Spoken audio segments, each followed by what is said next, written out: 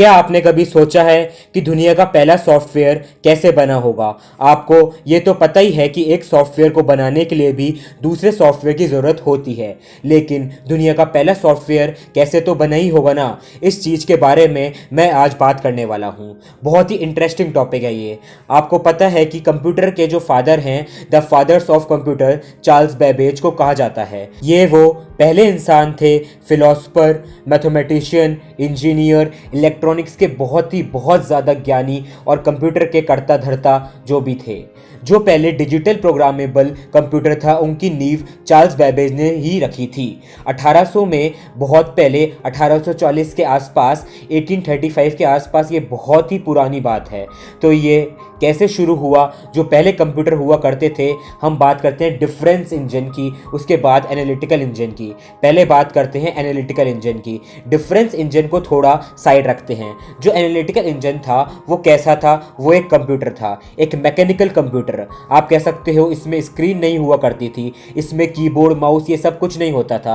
एक तरीके की मशीन हुआ करती थी, एबेकस जैसी, ऐसे कुछ हुआ करती थी, जिससे छोटे छोटे नंबर पंच करके प्रोग्राम किया जाता था। और ये किसी पर्टिकुलर नंबर को ढूंढने में या दो नंबर को कैलकुलेट करने में, दो नंबर को कंबाइन करने में मदद करती थी। और उस ज़माने में कंप्यूटर का मतलब यही हुआ करता था।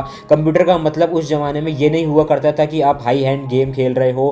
कंप्यूटर का मतलब ये हुआ करता था कोई भी दो डिजिट को कैलकुलेट करना, सम करना, डिवाइड करना, मल्टीप्लाई करना, ऐसे मशीन की मदद से कर लेना। उस ज़माने में कंप्यूटर का मतलब यही हुआ करता था और ये शुरुआत थी कंप्यूटर। अभी भी आपका जो कंप्यूटर है वो इसी सिद्धांत पे काम करता है। वो कंप्यूट करता है, वो कैलकुलेट करता है और वो ऑपरेशन करता है, मैथमेटिकल ऑपरेशन करता है। तो शुरुआत तो बहुत ही बेसिक चीज़ से होती है और वही बेसिक चीज़ जो कि मैकेनिकल कंप्यूटर हुआ करते थे वो इसी तरीके से काम किया करते थे। अब बात है 1840 की, जब चार्ल्स बेबेज को इनवाइट किया गया था यूनिवर्सिटी ऑफ ट्यूरिन में सेमिनार देने के लिए। तो उनके जो भी स्क्रिप्ट वगैरह थी वो दूसरे लैंग्वेज में थी और अलग अलग लैंग्वेज में उसे ट्रांसलेट करना था, मतलब उसकी अलग ही लैंग्वेज का वर्जन तैयार करना था। फिर बात आती है एक लेडी की जो कि मैथमेटिशियन और महान लेडी में से एक है। उनका नाम है एडा लवलेस। इनके बारे में ज़्यादातर लोग नहीं जानते होंगे, इनके बारे में सुना भी नहीं होगा ये कौन है।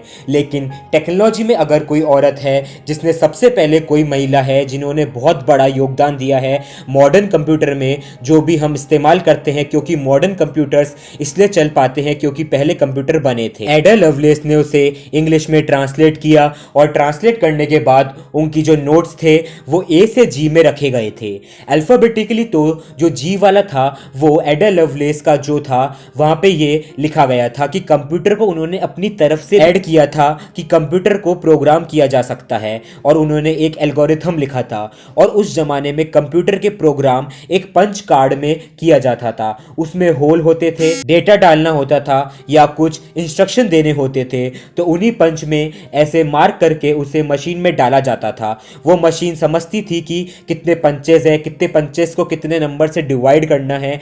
बहुत ही बेसिक ऑपरेशन होते थे। यही नींव थी, इसी को माना जाता है कंप्यूटर का पहला प्रोग्राम, मतलब पहला सॉफ्टवेयर। अब आप मुझसे बोलेंगे वैभव भाई ये तो ठीक है, ये तो पुराने मैकेनिकल कंप्यूटर हुआ करते थे जो मशीन में ऐसे काम करते थे, मशीन चल रही होती थी, अंदर वो कैलकुलेट करती थी। लेकिन अब मॉडर्न कंप्यूटर्स के सॉफ्टवेयर के बारे में बताया नहीं, हम तो इस सॉफ्टवेयर के बारे में जानना चाहते थे। हम पंच कार्ड के बारे में थोड़ी जानना चाहते हैं। आजकल के कंप्यूटर पंच कार्ड पे थोड़ी चलते हैं। पर मैं आपको बताऊं कि जो कि पहला प्रोग्राम किया गया किसी भी कंप्यूटर को, वो मशीन कोड में किया गया, वो कोड में नहीं किया गया। जो कि हम अभी भी हम कोड करते हैं, जो भी हम अभी कोड करते हैं वो कोड तो था नहीं पहले, वो प्रोग्रामिंग लैंग्वेज तो थी नहीं पहले। मशीन कोड में मैनुअली इंस्ट्रक्शन दिए गए। पहले क्या होता था, मैनुअली कंप्यूटर को इंस्ट्रक्शन दिए जाते थे। ऐसा करके एक कंप्यूटर तैयार किया गया जो कि एक प्रोग्रामिंग लैंग्वेज को बना सकता था। और मेरे ख्याल से अगर मैं सही हूँ तो फॉर्टेन वो one of the most popular और सबसे जो पहली प्रोग्रामिंग लैंग्वेज आई थी वो फॉर्टेन थी। ओके और फ्रंट आज तक चल रही है। फ्रंट को चलते हुए 60 साल हो चुके हैं। 60 साल से ये लैंग्वेज अभी तक भी वैलिड है और अभी भी जो भी कंप्यूटर साइंटिस्ट वगैरह होते हैं वो इस लैंग्वेज को इस्तेमाल करते हैं। ये पहली लैंग्वेज थी जो कि कंप्यूटर्स में आई थी। तो कैसे होता है, इसमें बूटस्ट्रैपिंग नाम की टेक्नोलॉजी इस्तेमाल होती है। जब पहला सॉफ्टवेयर बना था, जब पहली एक मशीन कोड से उसी एक नई प्रोग्रामिंग लैंग्वेज के कोड को बनाया जाता है, देन उसको वो एक कंपाइलर बनाया जाता है और फिर उसी कंपाइलर से उसी को कंपाइल करके लैंग्वेज के कोड बनाया जाता है। तब वो एक आगे टेक्नोलॉजी, एक नई लैंग्वेज बनती है। जब भी कोई एक नई लैंग्वेज बनाई जाती है तो उस लैंग्वेज का इस्तेमाल करके और हायर लैंग्वेज को डेवलप किया जाता है और फिर उसी से उसको कंपाइल किया जाता है। ऐसे ऐसे करके आगे और लैंग्वेज बनती है और ये तब तक बनती है जब तक हमारे पास कोई ग्राफिकल इंटरफेस या डेवलपमेंट के लिए आईडीई नहीं आ जाती। और ऐसे ही दूसरी लैंग्वेज का इजाद हुआ और उसके बाद प्रोग्राम लिखे गए, कंपाइलर्स बनाए गए तरह तरह के, और फिर लैंग्वेज कंपाइल की गई मशीन कोड में जैसे भी, फिर असेंबली की गई, कंपाइलर बने, फिर आगे आगे सारी लैंग्वेज बनी और ऐसे सॉफ्टवेयर्स का निर्माण हुआ। और अभी आपको जो मॉडर्न कंप्यूटर्स देखने को मिलता है वो इसी चीज़ों से कोडेड है और इन्हीं टेक्नोलॉजी से काम करता है। हालांकि अब बहुत हाई लेवल की लैंग्वेज आ चुकी है, लेकिन जो बुनियाद तौर पर कंप्यूटर प्रोग्राम की और सॉफ्टवेयर की शुरुआत हुई थी वो मैंने आपको बता दिया। वो कैसे हुई, पहला सॉफ्टवेयर कैसे बना था। पहला सॉफ्टवेयर कोई फैंसी सॉफ्टवेयर नहीं था, सिर्फ सेट ऑफ इंस्ट्रक्शन थे जो कि कंप्यूटर्स को पंचिंग कार्ड की हेल्प से दिए गए थे और उनको समझाया गया था कि अगर आपको कोई भी नंबर दिया जाए तो इसको इससे मल्टीप्लाई करना, इसको इससे मल्टीप्लाई करना और इतने नंबर पंचेस ऐड करना, तो उसका रिजल्ट वो शो करेगा। तो ये पहला सॉफ्टवेयर बहुत ही सिंपल, बहुत ही बेसिक था।